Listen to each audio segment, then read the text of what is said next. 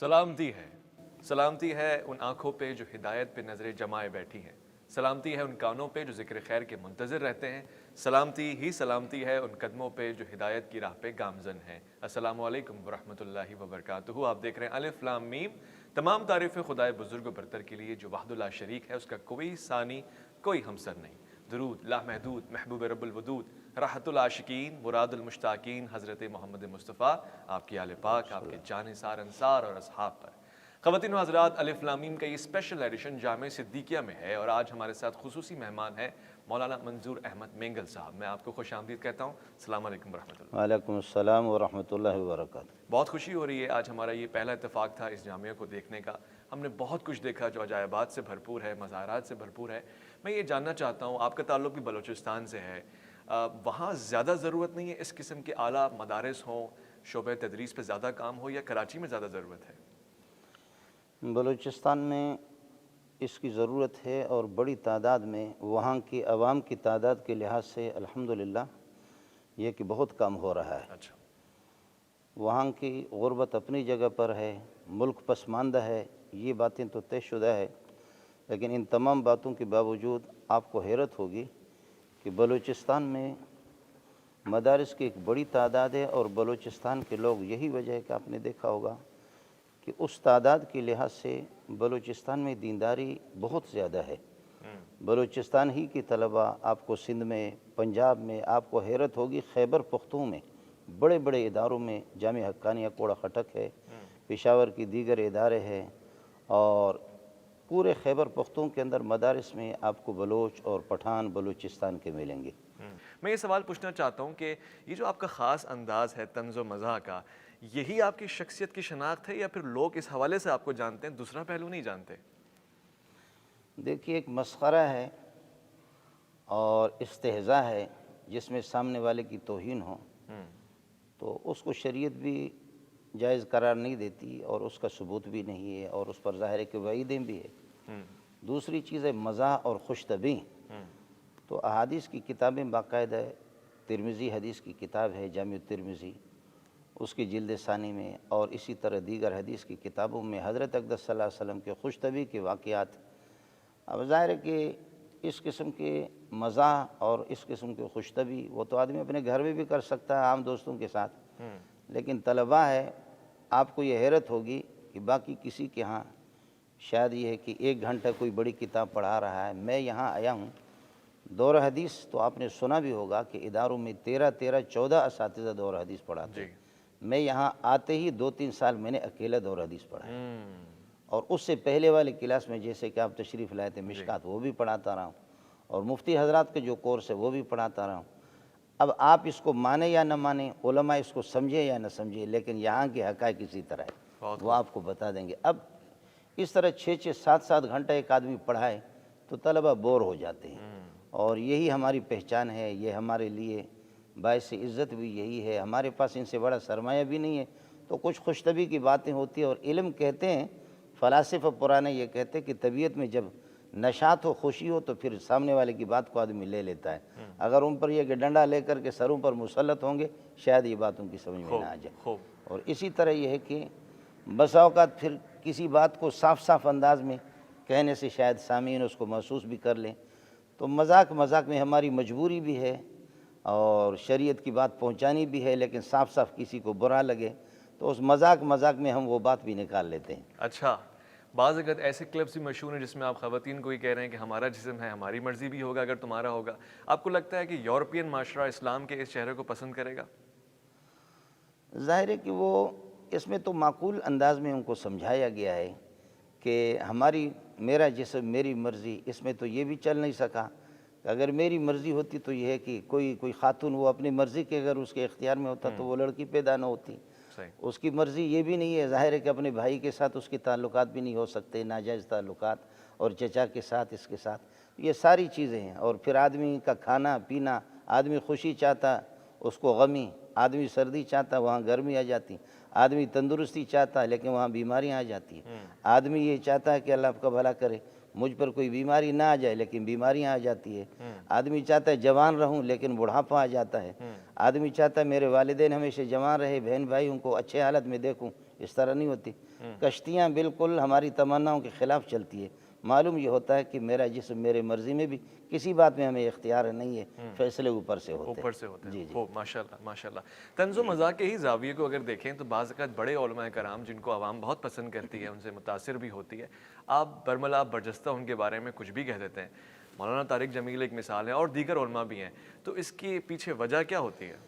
طارق جمیل ہمارے سر کے تاج ہے اور دیگر علماء, لیکن باتیں دو ہوتی ہے. ایک یہ کہ مسائل شرعیہ ہے اور ایک اپنی دوستی ہے. میرا یہ جو ہاتھ ہے یہ بہت قیمتی ہے, لیکن اگر اس کو کینسر لگے گا اور اس میں بدبو اور تعفن اگر پیدا ہوگی تو میں خود ہی ڈاکٹروں سے کہوں گا کہ اس کو کاٹ دو. اس لیے علماء ہمارے بعض وہ پٹری سے جب ٹل جاتے ہیں, کئی دفعہ حضرت سے میری پرانی دوستی ہے اور ہم نے حضرت کو کئی دفعہ کہا بھی ہے کہ مسائل شرعیہ میں ظاہر ہے کہ پوری شریعت کا اور احادیث کا احاطہ اور علوم تفسیریہ کا احاطہ نہ میرے پاس ہے نہ کچھ, لیکن آدمی اپنے سے بڑے علماء کے ساتھ کوئی بات کر دیتا ہے تو علماء کو اعتماد میں لینا. کئی دفعہ حضرت کو تنبیہ بھی کی, حضرت ہمیں دوست تھا اور ہے اور رہے گا بھی, لیکن یہ ہے کہ آپ سے کہا گیا کہ یہ غلط تفسیر ہے, یہ اس طرح نہیں ہے, محققین اور محدثین مفسرین کے مطابق نہیں ہے. اس بات کو سر عام جیسے آپ نے کہا ہے, ایک بہت لوگوں نے منفی انداز میں اس کو لیا ہے, اس کی آپ اصلاح کر لیں, لیکن شاید حضرت نے توجہ نہیں دی, ہماری بدقسمتی. اس وجہ سے جیسے سر عام اس نے یہ غلط بات وہ اس کی زبان سے نکلی تو ہم نے بھی سر عام اس کی تردید کی. ملک پاکستان کے حوالے سے آپ کی کیا رائے ہے؟ اگر آپ خود بحیثیت وزیر اعظم کسی عہدہ سنبھال لیں تو سب سے پہلا کام کیا کریں گے؟ ظاہر ہے کہ ملک بنا ہے اسلام ہی کے نام پہ. پاکستان کا مطلب کیا؟ لا الہ الا اللہ. اور ہم مسلم ہیں اور مومن ہیں, اور مسلم اسلام سلامتی بانٹنے والے. کوشش یہی ہوگی کہ کسی کو کوئی تکلیف نہ پہنچے. ترجیحات کیا ہوں گی آپ کی؟ ترجیحات یہی ہے, ہماری ترجیحات محمد رسول اللہ کے قدموں میں جس طرح میں بھی اس کی نقل اتاروں گا, یہی کوشش ہوگی کہ امت کو تکلیف نہ پہنچے, اور امت کو بتائیں گے کہ اس بھنور سے اور ان پریشانیوں سے, اس تشویشناک صورتحال سے نکلنے کا طریقہ کیا. اپنی بھی کوشش ہوگی اور اپنے ماتحت والوں کو بھی اسی کے پابند کریں گے. سب تمام مسائل کا حل اسی میں ہے. اسلام سلامتی ہے, ایمان امن فراہم کرتا ہے, اور اس میں کوئی دہشت گردی, کوئی پریشانی, کوئی ٹینشن بھی نہیں ہے. آپ کو حیرت ہوگی 800 سال ہماری حکومتیں رہی, شاید آپ تاریخ میں معلوم کریں 800 سال کے اندر لاکھوں کروڑوں انسان مسلمان, لیکن یہ کہ صرف 11 چوریاں ہوئی ہیں. اگر آپ کو تاریخ اس سے زیادہ معلوم ہو مجھے بتا دینا. 800 سال میں 800 سال کے اندر صرف 11 چوریاں ہوئی ہیں. اگر یہاں 8 وقت کی نماز ہوتی ہے, مسجد کے آگے سے ساری چپلیں جوتے غائب ہو تو سکتی بس یہی ہے نا کہ وہ اسلام کو ایک زبانی حد تک تو ہم نے لایا ہے. لا یبقى من الاسلام الا اسمہ ولا یبقى من القرآن الا رسمہ. اسلام کا نام رہے گا, قرآن کے نقشے رہیں گے, مساجدہم عامرۃ, مسجد آباد ہوں گے, وہی خراب من الہدیٰ, لیکن ہدایت ان کے اندر اور دین اور تقوی اور طہارت یہ چیز نہیں ہوگی. علماء شر من تحت ادیم السماء, زمین پر بسنے والوں میں علماء سب سے زیادہ فتنے کو ابھارنے والے علماء ہی ہوں گے. تخرج من عندهم الفتنۃ وفیہم تعود, فتنہ انہی سے نکلے گا اور انہی میں لوٹ کر کے جائے. ایسا ہی ہے, اور ایسا نظر بھی آ رہا ہے. جی ہاں. علماء سو کی فہرست اگر ہم بنائیں تو سب سے زیادہ آپ قابل مذمت کس کو سمجھتے ہیں, جن کو ضرورت ہے تصحیح کرنے کی؟ دیکھیے کہ یہ سروے تو بہرحال آپ حضرات چونکہ میڈیا سے آپ کا تعلق ہے, یہ سروے تو آپ ہی کریں گے. جو قرآن و سنت سے ہٹا ہوا ہے بالکل, یعنی نماز ہے, واضح ہے, روزہ ہے, زکوٰۃ ہے, حج ہے, ایمانیات ہے, اخلاقیات ہے, معاملات ہے, معاشرات, ساری چیزیں بالکل قرآن و سنت میں واضح ہے. جو ان سے ہٹا ہوا ہے ظاہر ہے کہ وہی علماء سو ہے, اور کون. صحیح ہے. جی. مدارس کے حوالے سے آج کل کی جو حکومت ہے, خاص طور سے عمران خان صاحب کا موقف بڑا کلیئر ہے, اور حکومت نے ابھی آپ کو پتہ ہے کہ وقف الاملاک ایکٹ بھی اسلام آباد میں نافذ ہوا ہے. تو عمران خان صاحب کی پالیسیز کو کیسا دیکھ رہے ہیں؟ دین کے حق میں جا رہی ہیں اور ساری باتیں اصلاح کی طرف ہیں؟ بظاہر تو کوئی ہم کوشش تو کر رہے ہیں, لیکن کہیں اخلاص اور اس کی نیک نیتی معلوم نہیں ہو رہی ہے. باقی کامیابی اس کو کہاں تک ہو جاتی ہے, اللہ کی ذات سے کبھی امید ہے کہ ان سے پہلے بھی آئے, ہر ایک نے یہ کہ اس بھیک مانگنے والے, چندہ کرنے والے مولوی کے گلے دبانے کی کوشش کی ہے, لیکن وہ اسی طرح یہاں سے چلے گئے. انشاءاللہ یہ بھی اسی طرح ہوں. خوب، ایک مختصر سے وقفہ لیتے ہیں. میں اب تک حیران ہوں کہ کافی طویل گفتگو ہوئی ہے، تشنگی باقی ہے، مگر منظور احمد مینگل صاحب نے اب تک ایک لطیفہ مجھے نہیں سنایا. میں وہ سننے کا طلبگار بھی رہوں گا. علمی گفتگو بھی ہوگی. ایک مختصر سے وقفہ الف لام میم میں آپ کا انتظار ہے.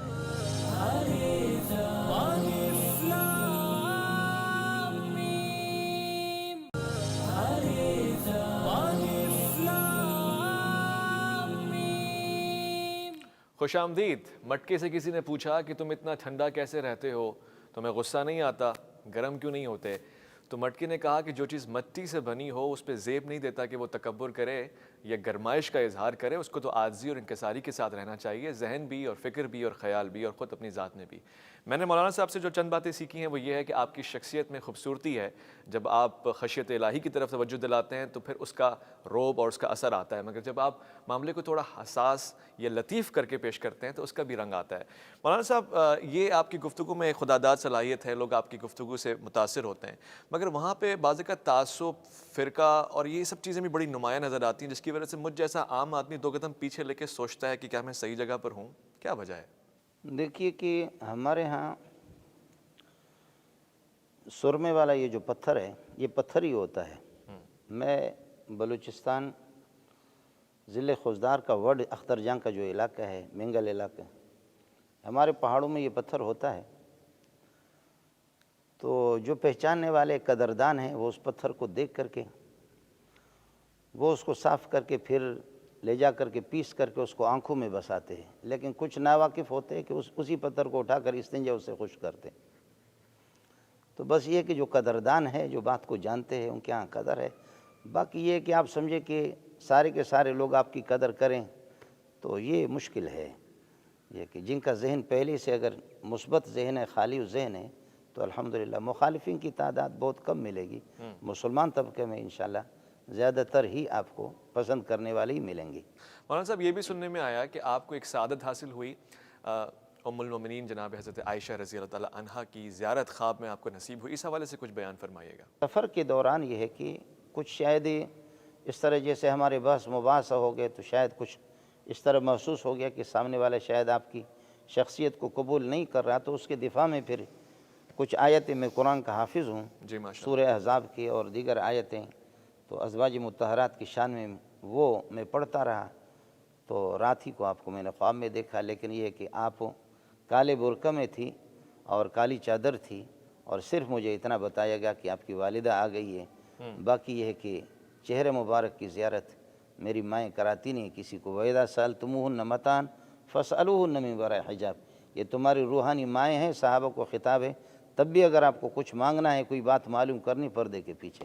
اس لیے اماں جی کے چہرے کی زیارت نہیں ہوئی. اتنا مجھے بتایا گیا کہ، اور وہ قد وہ سب کچھ میرے ذہن میں ہے، تو اس وجہ سے باقی چہرے کی زیارت یہ. گفتگو کیا ہوئی؟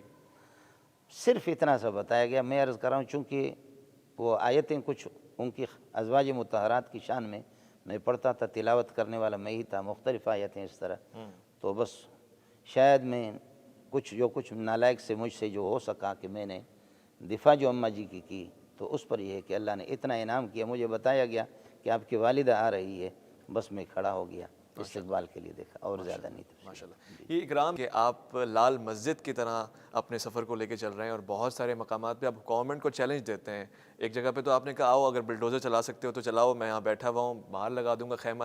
یہ انداز مناسب ہے؟ نہیں، انداز تو شاید یہ جملہ تو میرے آپ نے سن تو لیا، لیکن وہ ہمارے دوست ہے، ہم اس کو ویلکم کہتے رہے. اور وہ یہ کہ قومی اسمبلی کے ممبر بھی ہے، اور اس کی تائید بھی میں نے کی. اور خدا جانے کہ اس نے کوئی گرم چیز کھائی ہوگی بر وقت، اس نے بھی اسمبلی میں کوئی غلط بات کی، تو اس کا یہ رد عمل کے طور پر یہ کہا گیا ہے. لیکن یہ تو آپ کو معلوم بھی ہے کہ شاید یہ کہ یہ آپ سمجھے کہ یہ طلباء یہ اس بلڈنگ کی وجہ سے آ گئے یا اس سے.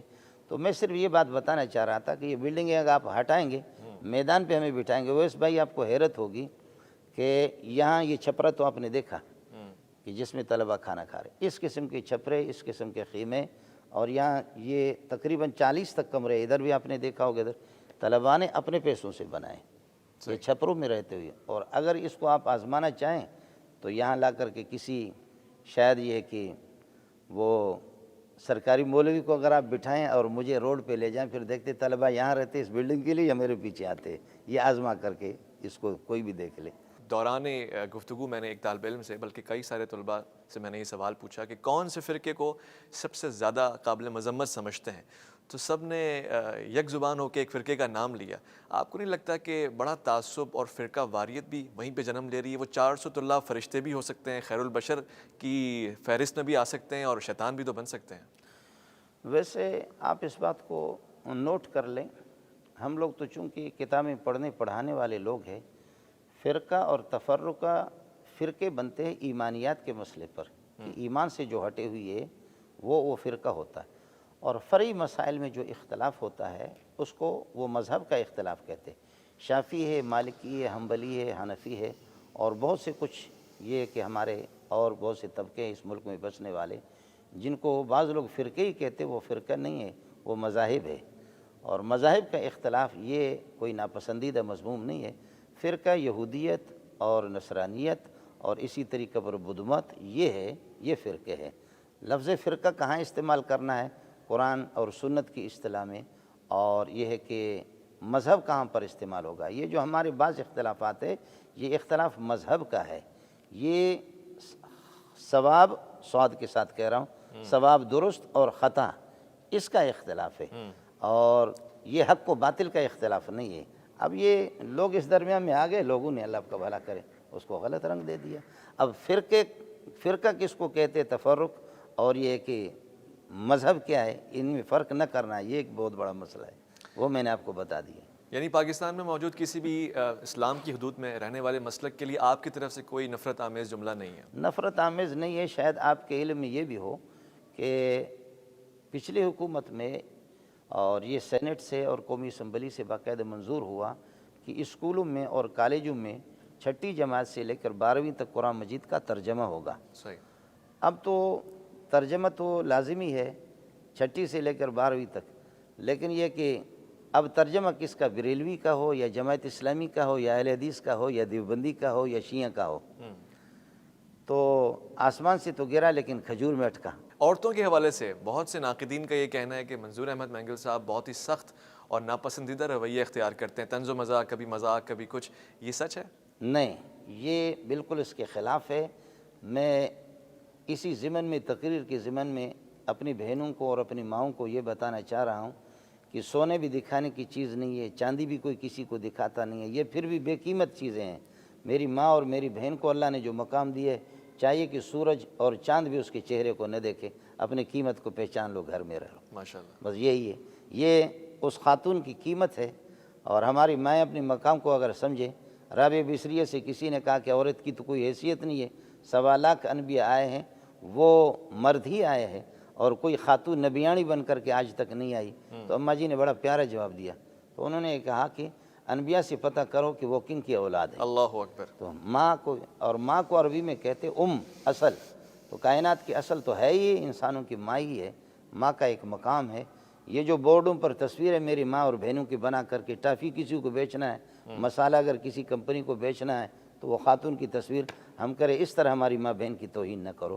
یہ تو ہم تو اس کی عزت کے لیے فریاد کر رہے ہیں، اس کی مقام کے لیے، کاش کہ میری مائیں اپنے مقام کو پہچان لیں۔ کہتے ہیں علماء کرام، مولوی حضرات، خاص طور سے 2020 میں رہنے والے ایک سے زائد شادیوں پہ بھروسہ رکھتے ہیں، تو آپ نے کبھی اس حوالے سے غور نہیں کیا؟ ایک سے زائد شادیاں یعنی کثرت سے ازواج ہوں اور اس کے بعد گھر منظم چل بھی رہا ہو؟ اگر ڈرپوک ہو تو پھر ایک شادی کرو، اور اگر مردانگی ہے تو 2 کرو، 3 کرو، 4 کرو۔ اس کا یہ مطلب چوتھے ہے پارے میں 3 گنا زیادہ مردانگی ہے، 3 شادیاں آپ کی ہیں، اور وہ عدل تو بھی آپ کرنے میں آپ کامیاب مانے ہو یا نہ مانے ہے اسی طرح۔ عدل کرنے میں کامیاب ہو جاتا ہے مرد، آپ کی مثال دیتے ہوئے؟ دیکھیے کہ اگر کمی بیشی ہو تو وہ انہی کا حق ہے، وہ باقی اویس بھائی نہ پوچھیں، وہی پوچھ سکتے ہیں۔ بہت اچھی گفتگو چل رہی ہے خواتین و حضرات، اور میں بہت لطف لے رہا ہوں، کوشش کر رہا ہوں کہ یہ سلسلہ جاری و ساری رہے۔ ایک مختصر سے وقفہ لیتے ہیں، لوٹ کر آئیں گے تو مزید سوالات پوچھیں گے، وہ سوالات جو آپ نے بھیجے ہیں اور وہ سوالات جو دل میں ہیں۔ ایک مختصر سے وقفہ، الف لام میم میں آپ کا انتظار رہے گا۔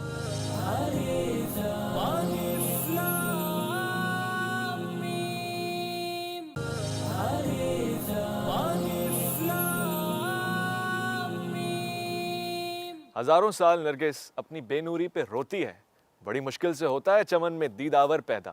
ہم اس وقت چمن میں ہیں، نہیں وہ چمن نہیں جو بلوچستان میں ہے، بلکہ وہ چمن جو جامعہ صدیقیہ میں ہے، اور یہاں کے اس چمن میں ہم بڑی اچھی گفتگو کرنے کے طلبگار بھی ہیں. مگر ایک عجیب بات تھی، جب میں یہاں سے وہاں آیا مولانا صاحب، بڑی ساری تعداد میں گارڈز آپ کے آس پاس رہتے ہیں. تو کیا اللہ اور اس کے رسول پہ بھروسہ نہیں ہے، یہ زیادہ خطرہ ہے زندگی کا؟ بسم اللہ الرحمن الرحیم. حضرت اقدس صلی اللہ علیہ وسلم نے خود بھی گارڈوں کا اور محافظین کا انتظام پہلے کیا ہے. من یکلونا اللیلۃ، کون رات کو ہماری حفاظت کرے گا، یہ حدیثیں بھری ہوئی ہے. اور جب سورہ مائدہ کی یہ آیت نازل ہو گئی، واللہ یعصمک من الناس، کہ اب اللہ نے آپ کو گارنٹی دی ہے کہ آپ کو کوئی نقصان نہیں پہنچے گا، تو اس کے بعد حضرت نے فرمایا کہ اب میری فکر نہ کریں انشاءاللہ. باقی کچھ تکلیفیں تو ہوئی، جیسے کہ احد میں آپ کا دانت مبارک شہید ہو گیا، زخمی ہو گئے، لیکن اس کی گارنٹی ہے کہ آپ کو کوئی شہید نہیں کر سکے گا، تو حضرت نے ہٹایا. اور ہمارے جیسے مولویوں کے پاس یہ گارنٹی نہیں ہے، اس وجہ سے ہمیں حکم یہی ہے کہ اپنی حفاظت کر لو. جی ہاں، یہ حضرت صلی اللہ علیہ وسلم کی خصوصیت ہے اور آپ ہی کی. جی جی. خوف نہیں آتا؟ کیونکہ جس دور میں ہم پل رہے ہیں وہاں علماء کا اکرام اتنا نہیں ہو رہا جتنا ہونا چاہیے، بلکہ اکرام تو کجا. ابھی 2020 بڑا سخت سانحہ گزرا ہے ڈاکٹر عادل خان شہید کے حوالے سے دیگر.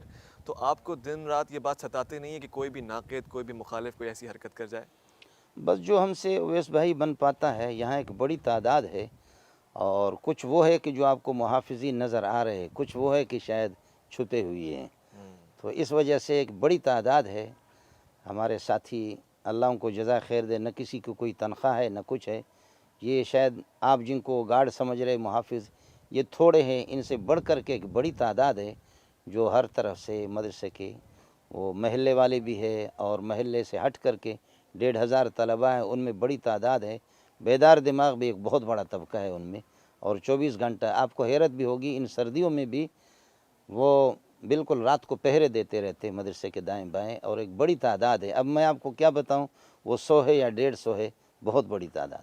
مولانا فضل الرحمان صاحب سے آپ کی کیا انسیت ہے؟ کافی مرتبہ آپ نے ان کی تعریف کی ہے. ایسا لگتا ہے کہ آپ ان کی سیاسی کاوشوں کو بڑا پسند کرتے ہیں، اس میں اپنا حصہ ڈالنا چاہتے ہیں. حضرت باقی تو اویس بھائی میں آپ کو بتا نہیں سکتا، لیکن وہ کہتے ہیں کہ اونٹ جتنا بھی گیا گزرا ہو، گھوڑا جتنا بھی گیا گزرا ہو، لیکن یہ کہ اس سے نیچے ایک سواری ہے جس کا نام تو نہیں لیتا، اس سے بہتر ہے. ایک عالم دین ہے، بہترین قرآن پڑھتا ہے، اور اندر جو ہم نے تحقیق بھی کی ہے کہ ہوتے ہیں ہمارے بعض لوگ اعمال میں ہماری کمزوری ہوتی ہے، سفر میں حضر میں ہر طرح سے دیکھا ہے. نہ ان کی نمازوں میں کبھی یہ ہے کہ کمی آئی ہے، نہ ان کے اعمال میں کمی آئی ہے. ظاہر ہے کہ آدمی جب اس میدان میں چلا جاتا ہے تو بہت سی چیزیں رہ بھی جاتی ہے، لیکن کمزوریاں کوتاہیاں ان کی ہوں گی. حضرت مولانا فضل الرحمان کو آپ ابو بکر، عمر، عثمان کے ساتھ ان کو نہ تولیں. فضل الرحمان جیسے کروڑوں ابو بکر کے برابر نہیں ہوں گے، لیکن یہ ہے کہ وہ ایک عالم دین ہے. اور ساتھیوں سے کئی دفعہ بھی کہا ہے کہ اگر کوئی اور شخصیت ہے اس کا متبادل وہ بھی پیش فرمائیں، لیکن ہماری مارکیٹ میں کوئی اس کے برابر کا ہے نہیں. جماعت اسلامی میں بھی کوئی نہیں ہے، اور لبیک یا رسول اللہ میں بھی کوئی نہیں ہے. دیکھیے کہ لبیک یا رسول اللہ کے جو کچھ ساتھی تھے، اللہ نے ان کو اس مقام پہ پہنچایا، جیسے خادم حسین رضوی، وہ بھی اس دنیا سے چلے گئے. علماء ہے، لیکن معرفت کل شین عند اہلی، ہر ایک فیلڈ کے ایک میدان کا ایک ماہر ہوتا ہے. مولانا بہرحال اس میدان کی شاہ سوار ہے. جی ہاں، شاید وہ میرا کام نہیں کر سکے گا جو میں تدریس کر رہا ہوں، ان کا اپنا ایک مسئلہ ہے. مولانا طارق جمیل صاحب کے جیسے ان کی فصاحت و بلاغت گفتگو کا انداز ہے، وہ میں نہیں کر سکتا. اور یہ ہر عالم کی اپنی خصوصیت ہے. کوئی مفسر ہے، کوئی محدث ہے، کوئی سیاسی ہے، کوئی فقیہ ہے، کوئی مفتی ہے، اور مولانا کی اپنی صلاحیتیں بہرحال ہے. اور اس کا علم آپ کا چونکہ میڈیا سے تعلق ہے، صلاحیت. آج یہ خبر ضرور نشر ہوگی کہ مولانا منظور احمد مینگل صاحب نے مولانا فضل الرحمان کو گھوڑے اور گدھے سے تشبیہ دی ہے. ہاں نہیں، میں نے تو نام نہیں لیا، گدھے کا نام نہیں لیا. میں نے کہا کہ وہ دراز گوش کہتے ہیں فارسی میں، دراز گوش. بس اونٹ کو آپ یہ ہے کہ اس سے نیچے والے سواریوں کے برابر نہ کریں. گدھے کا نام تو میں نے لیا بھی نہیں، وہ تو آپ اپنی طرف سے اضافہ کر رہے ہیں. اس لیے ہمارے ہاں جب کسی صحابی نے اگر اس پر سواری کی ہے جس کا نام آپ لے رہے ہیں، اگر اس پر کسی صحابی نے سواری کی ہے یا کسی نبی نے سواری کی ہے، تو ہم حدیث پڑھاتے وقت اس کا نام گدھے سے نام نہیں لیتے، ہم کہتے ہیں دراز گوش. ادب یہی ہوتا ہے. تو اس وجہ سے میں نے نام نہیں لیا، ورنہ میرے لیے مسئلہ آپ بنا لیتے. مسئلے ویسے کس قسم کے ہو سکتے ہیں؟ وفاق المدارس سے کوئی مسئلہ ہو سکتا ہے؟ کیونکہ سننے میں آ رہا ہے کہ مولانا کو وہاں پہ حصہ دیا جا رہا ہے، بحیثیت سیاسی فرد آپ کو لگتا ہے ان کو اس میں ہونا چاہیے؟ نہیں، وہ اس طرح نہیں ہے۔ وفاق المدارس میں اگر اس کو حصہ دے رہے ہیں تو وفاق میں یہ کہ مختلف قسم کے مورچے ہیں۔ ایک وہ ہے کہ یہ جو نصاب ہے ہمارا، اس میں جیسے کہ 22 آدمی ہے، جی اس میں ہوں، اور پھر یہ کہ ایک تخصصات مفتی حضرات اور اس میں حدیث میں اسپیشلسٹ کوئی بن جائے، علم حدیث کا ایک نصاب، اس میں مولانا زاہد الراشدی ہے، مولانا تقی صاحب ہے، میں ہوں، ہم 3 آدمی ہیں۔ تو مختلف شعبے ہیں، ہر شعبے میں۔ اب مولانا کو اگر وفاق المدارس والے لے بھی رہے ہیں تو وفاق والے کہہ رہے ہیں کہ ہم 4 دیواری میں پڑھائیں گے، آپ اللہ کے لیے باہر جو ہم پر سنگ باری ہو رہی ہے اس سنگ باری میں آپ ماہر ہماری حفاظت کر لیں۔ خوب صرف اتنی سی بات ہے۔ ایک بڑا دلچسپ سوال ہے اور میں سمجھتا ہوں میری ذمہ داری ہے بحیثیت طالب علم میں آپ سے پوچھوں، جہاد کے اس کانسیپٹ کو بہت خراب کر کے ہمارے ذہن سے دور کر دیا گیا ہے، عام بچے کو اب جہاد کے نام سے نفرت ہو گئی ہے، اس میں کس حد تک علماء کا کردار ہے اور کس طرح سے اس کو مثبت انداز سے پیش کریں؟ دہشت گردی اور جہاد میں فرق کیسے محسوس کروائیں؟ حضرت آج تک اویس بھائی، جو آپ میڈیا سے آپ کا تعلق ہے، کہ دہشت گردی کیا ہے اور اس کی حدود اربع کیا ہے؟ دہشت گردی کی سرکوبی کے لیے اللہ پاک نے جہاد ہی کی اجازت دی ہے اور اس کو فرض قرار دیا ہے۔ باقی مسئلہ رہ گیا کہ مجاہدین وہ نتائج حاصل نہیں کر سکتے، اور یہ ہے کہ وہ غلط جگہ بسا اوقات استعمال ہوتے ہیں، تو وہ مختلف قسم کے لوگ ان میں ظاہر ہے کہ احد کے موقع پر جو لوگ جا رہے ہیں اس سے کفار سے لڑنے کے لیے، تو وہاں 300 سے زائد عبداللہ بن ابی کی جماعت ہے وہ واپس بھی ہو رہی ہے۔ تو اس طرح ہے کہ ان کو ناکام کرنے کے لیے مجاہدین کو بعض ان میں گھسے رہتے ہیں، مجاہدین کی اپنی کوشش بھی رہتی ہے کہ یہ کر لیں۔ باقی مسئلہ یہ ہے کہ دہشت گردی کی شاید آپ کو کسی نے حقیقت نہ بتائی ہو، میں آپ کو بتا دیتا ہوں، یہ میری طرف سے آپ تحفہ لے لیں کہ دہشت گردی کیا ہے۔ قرآن کہتا ہے کہ سود خور سب سے بڑا دہشت گرد ہے، سب سے بڑا دہشت۔ فَإِن لَمْ تَفْعَلُوا فَأْذَنُوا بِحَرْبٍ مِّنَ اللَّهِ وَرَسُولِهِ، اگر سود سے باز نہیں آؤ گے تو اللہ سے تمہاری کشتی ہوگی، اللہ سے تمہارا مقابلہ ہوگا۔ تیار ہو جاؤ۔ انما جزاء الذین یحاربون اللہ ورسولہ، اللہ رسول سے جو لڑتے ہیں ان کی جزا یہ ہے کہ ان یقتلوا، اگر انہوں نے قتل کیا لوگوں کو تو ان کو قتل کیا جائے، او یصلبوا، اور اگر مال بھی لیا ہے اور قتل کیا تو سولی پہ ان کو لٹکایا جائے، او تقطع ایدیہم وارجلہم، یا ان کے ہاتھ پاؤں کاٹیں جبکہ چوری کر رہے ہیں، او ینفوا من الارض، یا لوگوں کو خوف ہراس میں مبتلا کرتے ان کو جلا وطن کر دیا جائے، یہ بھی دہشت گرد ہے۔ تیسرا ایک دہشت گرد ہے من عادی لی ولیا فقد آذنت بالحرب، اولیاء اللہ سے اور دین کے جو ماہرین ہیں ان سے کوئی ٹکر لے لیتا ہے، اللہ فرماتے میں خود اس سے لڑائی کروں گا، یہ بھی دہشت گرد ہے۔ من بدل دینہ، اسلام کو کوئی چھوڑ دیتا فقتلوا، اس کو قتل کرو، یہ بھی دہشت گرد ہے۔ مرتد کو۔ اور جو پاک دامن اور عفیف عورتوں کی عزتوں سے، خواتین کی عزت کو داغدار اور یہ ہے کہ تار تار اگر کوئی کرتا ہے تو وہ بھی ہے، اگر شادی شدہ ہے تو اس کو سنگسار کر کے جان سے مار دیں گے، یا کوئی کسی کو قتل کرتا ہے، یہ بھی دہشت گرد ہے۔ تو دہشت گرد آج تک دہشت گردی کے خلاف کوشش تو ہو رہی ہے، سب کر رہے ہیں، لیکن دہشت گردی کیا ہے؟ تو دہشت گردی کی یہی صورت ہے، میں نے آپ کو بتا دی کہ سب سے زیادہ جہاں سودی نظام و سب سے بڑا دہشت گرد ہوئی ہے۔ آپ تو بڑا قوی مطالعہ رکھتے ہیں دہشت گردی کو، مجھے لگتا ہے کہ آپ پسند بھی نہیں کرتے۔ حالیہ بلوچستان میں ہونے والے مچ کے واقعے اور کوئٹہ کے اوپر تسلسل کے ساتھ جو واقعہ ہے تو اس پہ آپ نے مذمت نہیں کی؟ نہیں، مذمت تو خیر ہم نے کی ہے، لیکن شاید ٹیلی ویژن کی سطح پر میں نے نہیں کیا، یہاں مسجد میں اور اس طرح سے مذمت ہم کرتے رہتے ہیں۔ کیا کہیں گے اس میں ذمہ دار کون ہے اور کن لوگوں کو بارہا انصاف ملنا چاہیے؟ حضرت جب کسی واقعے کے، کسی قتل کے، کسی دہشت گردی کے اس کے ذمہ دار جب معلوم نہ ہو جائے نا تو پھر آپ خود سمجھے کہ وہی ہے۔ کون؟ بس آپ سمجھے کہ جس کے قاتل اس قسم کے ہے کہ دیکھیں، میں آپ سے صرف یہ سوال پوچھوں گا کہ ہمارے اس ملک میں، یہاں صدر میں، کراچی میں اور لاہور میں، اسلام آباد میں لاکھوں یہودی، نصرانی، برطانیہ، فرانس، مغرب کے لوگ، سال میں کتنے غیر مسلم یہاں قتل ہوتے ہیں؟ یہ وہ اسلام ہے، یہ وہ مسلم ہے کہ ہم تو دوسروں کو سلامتی کر دے رہے ہیں، یہ وہ مومن ہے کہ دوسروں کو امن بانٹ رہا ہے۔ صحیح۔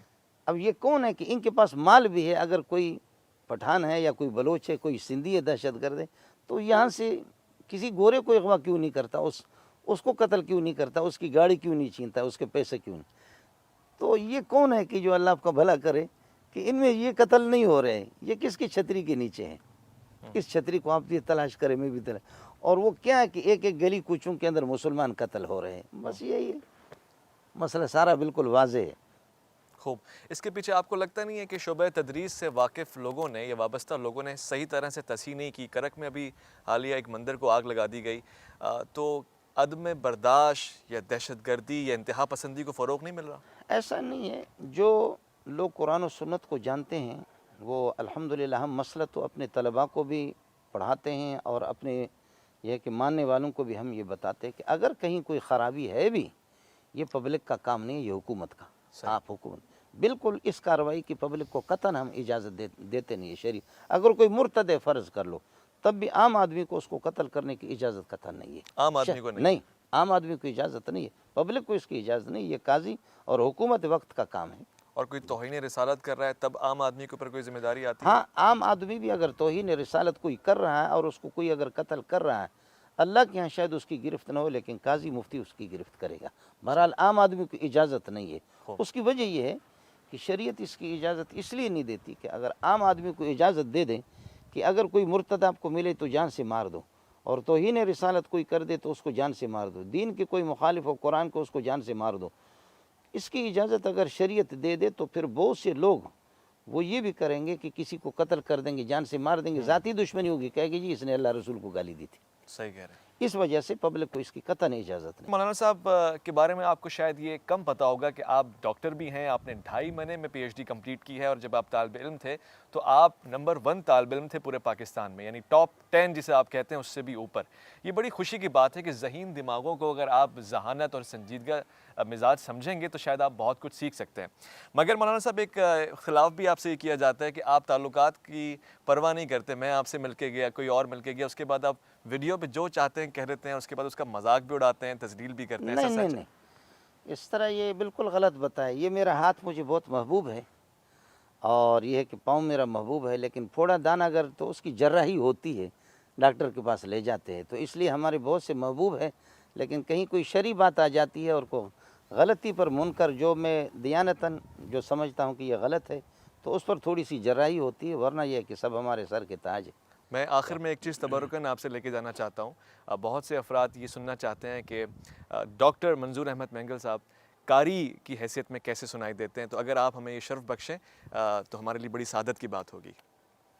اعوذ باللہ من الشیطان الرجیم، بسم اللہ الرحمن الرحیم، اللہ لا الہ الا هو الحی القیوم لا تأخذه سنة ولا نوم له ما في السماوات وما في الأرض من ذا الذي يشفع عنده إلا بإذنه يعلم ما بين أيديهم وما خلفهم ولا يحيطون بشيء من علمه إلا بما شاء وسع كرسيه السماوات والأرض ولا يؤوده حفظهما وهو العلي العظيم لا إكراه في الدين قد تبين الرشد من الغي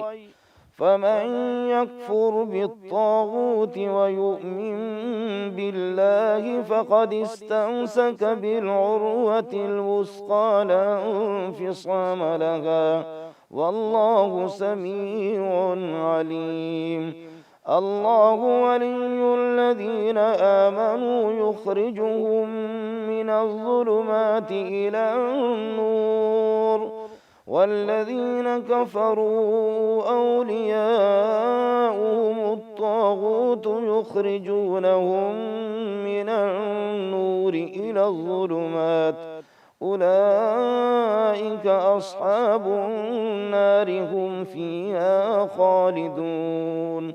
صدق اللہ العظیم۔ سبحان اللہ سبحان اللہ۔ کوئی بھی آپ کے ساتھ بیٹھ کر اگر ان خالص سماعتوں کو دل میں بسائے تو مجھے نہیں لگتا کہ وہ آپ سے محظوظ ہوئے بغیر رہ سکتا ہے، آپ سے متاثر ہوئے بغیر رہ سکتا ہے۔ یہ ڈاکٹر منظور احمد مینگل صاحب تھے، اللہ ان کے سائے کو ہم پر سلامت رکھے، اس جامعہ کو سلامت رکھے۔ یہاں سے آنے والے دنوں میں اللہ نہ کرے کہ کوئی ایسا فرد نکلے جس سے معاشرہ بری طرح سے متاثر ہو، بلکہ اچھے تاثرات چھوڑے، علمی دنیا کو مزید تنوع اور ترقی عطا فرمائے۔ میری خواہش ہے کہ الف لام میم کے اس پروگرام کے ذریعے میں آپ کو ایک ایسا خوبصورت چہرہ دکھاؤں اسلام کا بھی اور اس پاکستان کا بھی۔ میں اس میں کس حد تک کامیاب ہوا اس کا فیصلہ آپ نے کرنا ہے۔ انشاءاللہ ایک اور انداز سے آئیں گے، ایک اور سوال کے ساتھ آئیں گے۔ تب تک کے لیے اپنا بہت خیال رکھیے گا۔ اللہ کے فرمان کا، ملک پاکستان کا اور سب سے بڑھ کے دوسروں کی جان کا۔ اللہ کی امان۔